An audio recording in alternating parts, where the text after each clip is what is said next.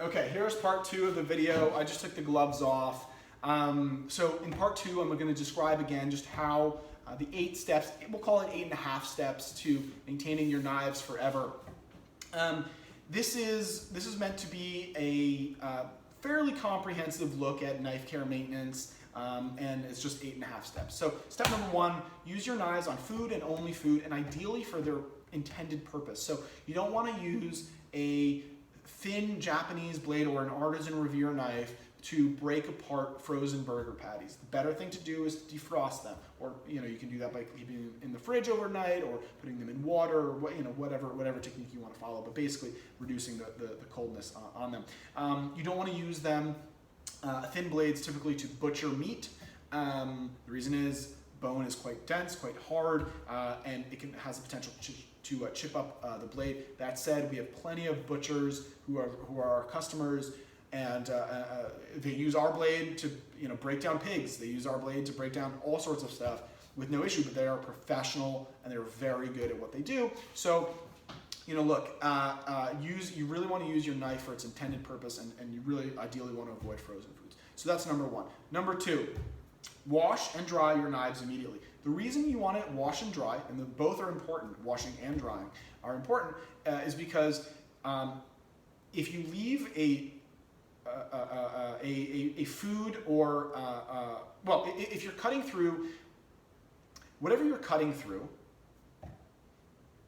number 2, wash and dry immediately after use. The reason this is super important is because you're going to minimize the likelihood of patination. That means developing a patina or corrosion.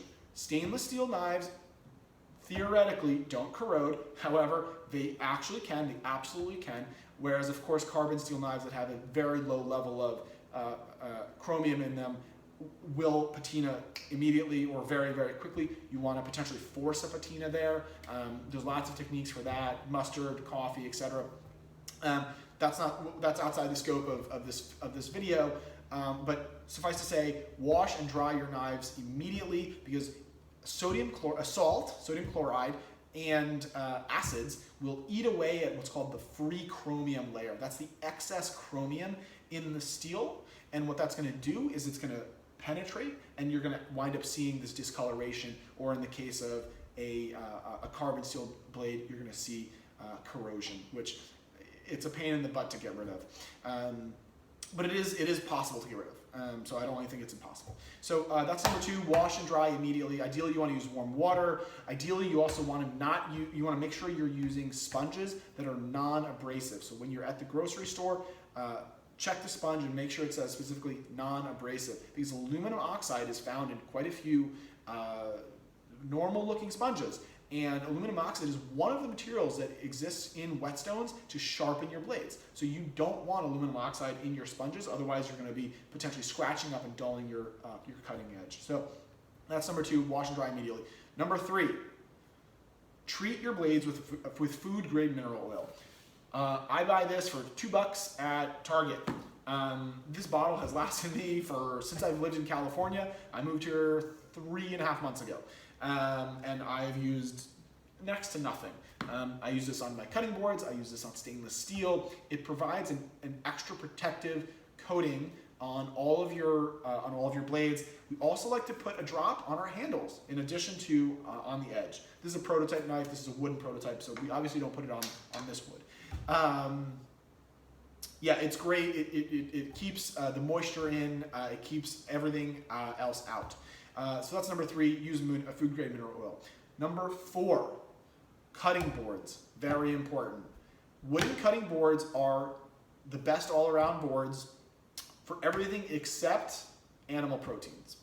The reason you don't really want to cut animal proteins on a wooden cutting board is because you can't really sanitize them. The ideal way to sanitize is in a dishwasher.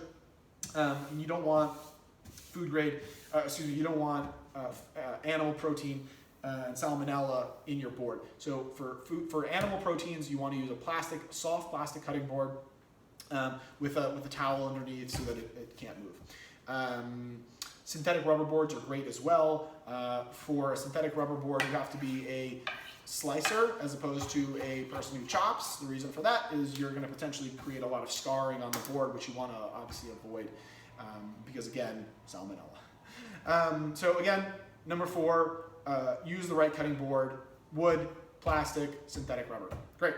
Number 5, a lot of professional cooks we see and a lot of home cooks we see will be cutting their food and then they scoop and then they place. You want to avoid this. Why do you want to avoid this? On a thin-edged blade, you have the potential, even on a thick-edged blade, on like a Wusthof or a Zwilling-Henkel's knife, those knives roll because remember that steel is pretty soft. So if you're scraping like this, what you're actually doing is you're pushing the steel this way. Same thing's happening on a thin blade as well. It's really suboptimal. So instead of chopping, scraping, placing, chop, flip, scrape, place. So I don't need my second hand to do it. I can just do it like this and then place this way.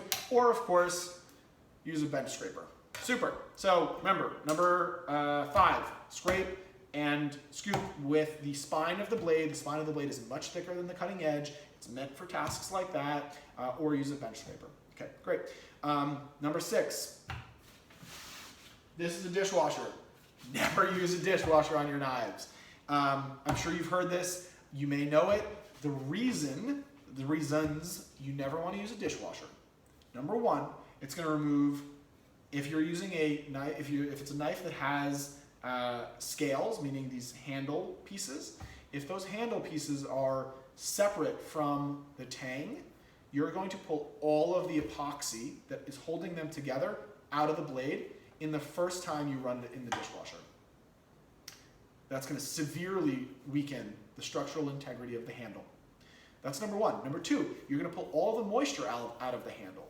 There's only a few materials that are actually okay, like POM, basically thermoplastics are okay so long as they're not also held together by epoxy in between.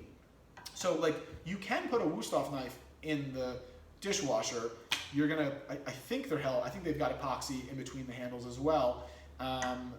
You're not gonna do anything to the handle material because again, that's like a really, really tough plastic, but it's really, really suboptimal for the handle. And then of course, the cutting edge. This is the part of the blade that's even more dangerous to put in there because if it moves and hits up against ceramic or it hits up against glass, those 2 items are actually harder on the Janka hardness, or excuse me, on the Rockwell hardness scale. And so what does that mean? You're going to chip your blade. Aside from the fact that you're also putting the blade into a 200-degree abrasive hurricane. Just avoid the dishwasher at all costs. So that's number 6, avoid the dishwasher. Number 7, store your blades on a wooden, ideally a wooden magnet. There's a really great bamboo magnet actually. Oh, actually that reminds me. For cutting boards, avoid bamboo. Bamboo is not wood. It is a straw and it has a lot of silica.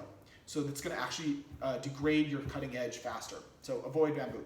Back to storage. There's a really good bamboo magnet on Amazon. So let's say my hand is the magnet and this is the blade. This is the cutting edge, this is the spine.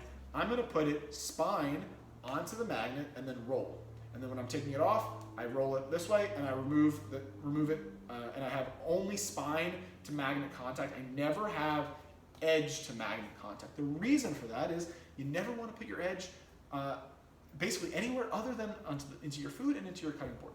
We don't like wooden blocks because every time you slide into the wooden block, you're abrading the steel every single time. And also those blocks can develop mold and it's just not a great place for it. The other option that we love that I do for all of my knives is I store all of my knives in in leather sheaths, again, as opposed to wooden sayas. We don't like sayas for the exact same reason as the wooden block, okay? Leather sheaths are great. You have to make sure your blade is totally dry before placing it in there because moisture is the enemy of steel. Leather retains moisture. You need your blade to be totally dry. I have dozens of knives in my house. For years, I've had 0 patination, 0 discoloration, 0 corrosion because I make sure my knives are dry. Very easy to do. Okay, great. Number 8, honing. Super important.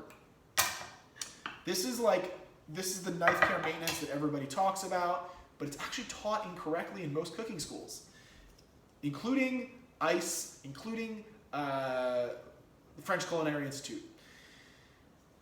This is the way most chef instructors teach you to hone your blade.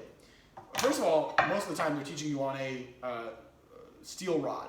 You don't want to use a steel rod for the most part because these have little ridges, and those ridges can really eat up your edge. You want to use ceramic, not diamond. Diamond hones they're okay, but they're also performing a sharpening function. And it's just not optimal to be performing a sharpening function unless you're doing it correctly, which I'll show you in a second how you do it correctly. So the other issues with moving this way, very bad very bad angle control, number one. Number two, it's potentially dangerous in case somebody's walking in front of you. And number three, you're actually chopping into the ceramic. So the place you're hitting the ceramic, you're actually hurting your edge. So you want to avoid this way. Jacques Pepin is famous for doing it like this. He does the reverse. But look where I'm starting the stroke. I'm starting the stroke about 1.5 inches in front of the heel. So this is also suboptimal, aside from the fact that it also is hard to maintain good edge control this way.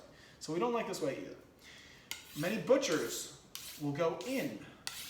You suffer from the same issue, bad angle control, and you have the potential to hit up against this finger guard.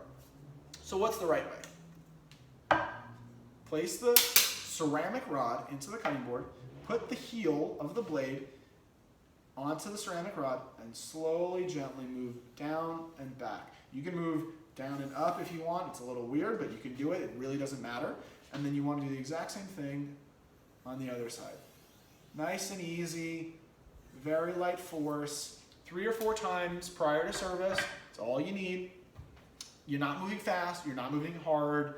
It may not be as sexy as the other ways, but it is the right way to do it because you're maintaining good angle control, and you're actually doing you're serving the purpose of the hone, which is you're realigning the edge of the blade, number one, and then number two, with ceramic, you're actually taking off a little bit of metal, so you're performing a minor sharpening. 8.5, which I'm not going to go into here, is sharpening. Tim, I'm sure you're an expert on the stones. I like stones. We partnered with a company called Worksharp. I know you guys have the Tormek machine in the shop. That is a great machine, really, really great machine. Worksharp is awesome. They use the same genuine Norton abrasives that our guys in Idaho use. That are actually so part of our supply chain is in Michigan. We use them only, the Michigan guys, only for bevel grinding, which they have this $1 million piece of equipment called a Seatman grinder there. They are also insanely good knife makers. They also are using genuine Norton abrasives on their large grinding machines. Mareko, I would imagine, probably a Norton guy, but there's lots of different abrasives. Norton are industry leaders. It is a superb tool. I'll leave it there. That is how to make your knives last forever in 8.5 steps. All right, I hope you enjoyed it. Next video is going to be me doing an inspection on the paring knife and on a chef knife.